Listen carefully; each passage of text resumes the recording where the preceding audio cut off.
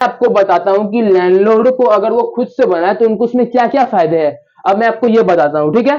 अब सपोज करिए लैंडलॉर्ड ने बिल्डर को देने से इनकार कर दिया, वो बोला कि भाई मैं खुद बनाऊंगा ये प्रॉपर्टी। अब सपोज करिए उसके पास एक छोटी प्रॉपर्टी है, एकदम छोटी सी छोटी, 2000 स्क्वायर फीट प्लॉट। उसके पास 2000 स्क्वायर फीट की प्लॉट है एकदम।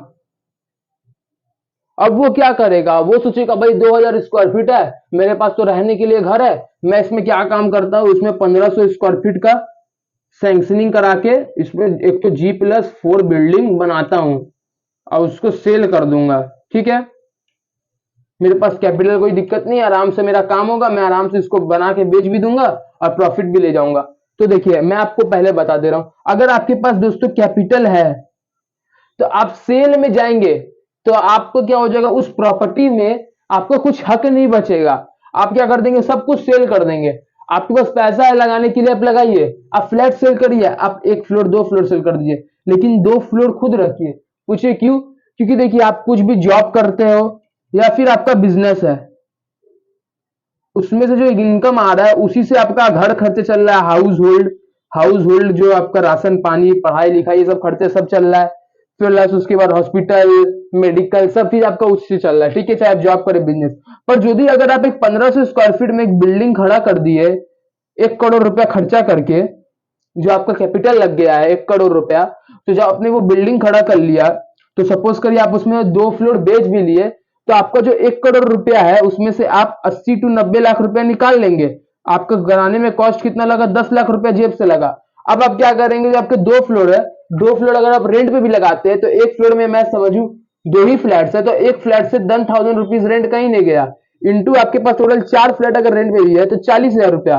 प्लस आपके पास ग्राउंड में एक शॉप है, उसका रेंट आप मान लीजिए 20,000 रुपया पूरा ग्राउंड का मिलेगा आपको, तो आपको 60,000 रुपया, मतलब कि आपने 10 लाख रुपया लगा के एक 60,000 रुपया मंथली इनकम आपने जनरेट कर लिया। तो 12 महीने में आपके पास कितना रुपया हो गया, 7,20,000 रुपया। मतलब कि आपका ROA period, return on investment, आपने जो 10 लाख रुपया लगाया, 1 करोड़ आपने लगाया, उसमें से तो आपने 2 फ्लोर फ्लैट सेल कर दिए, और आपको जो जमीन, तो जो जमीन पड़ा हुआ है उसका मैं वैल्यू नहीं ले रहा हूं, मैं जो कंस्ट्रक्शन वैल्यू है उसका आरओए पीरियड बता रहा हूं। कि आपके पास तो 1 करोड़ रुपया आपने लगा दिया, उसमें से आपने 2 फ्लोर सेल करके 80 से 90 लाख रुपए निकाल लिया। अब जो 10 लाख रुपया आपके पास बचा, वो आपने 13 से 14 महीना में रेंट से कवर कर लिया। उसके बाद आपका ये जो प्रॉपर्टी है इसका वैल्यू भी इंक्रीज हो रहा है और प्लस रेंट भी इंक्रीज हो रहा है, आपको रेंट भी आ रहा है। आपको ये 60,000 में तो घर का राशन आराम से चल जाएगा, स्कूल के बच्चों का फीस ये सब तो आराम से क्लियर हो जाएगा। तो ये फायदा होता है खुद से बनाने का, बिल्डर को ना। आप लोगों ने कि आप लोग जमीन दे भी सकते हैं, नहीं भी दे सकते, ठीक है, वो आपके ऊपर डिपेंड करता है। मैंने आपको सब बता दिया कि आपको देना चाहिए कि नहीं, कि आपको खुद रख के खुद बनाना चाहिए कि नहीं। ठीक है, तो मैंने इस वीडियो में, इस दिन में मैंने कितना टॉपिक कवर किया, 3 टॉपिक कवर किया आपका।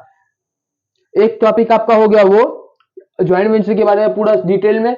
सेकंड टॉपिक हो गया क्या बिल्डर को ज्वाइंट वेंचर में लेना चाहिए कि नहीं। और थर्ड टॉपिक मैंने कवर किया कि क्या जमींदार को अपना जमीन बिल्डर को देना चाहिए कि नहीं। तो ये तीनों वीडियो जरूर देखें। फिर से आपसे मुलाकात होगी एक और वीडियो के साथ। तब तक के लिए चैनल पे नए आए तो इसे लाइक करें, सब्सक्राइब करें, शेयर करें। तो धन्यवाद।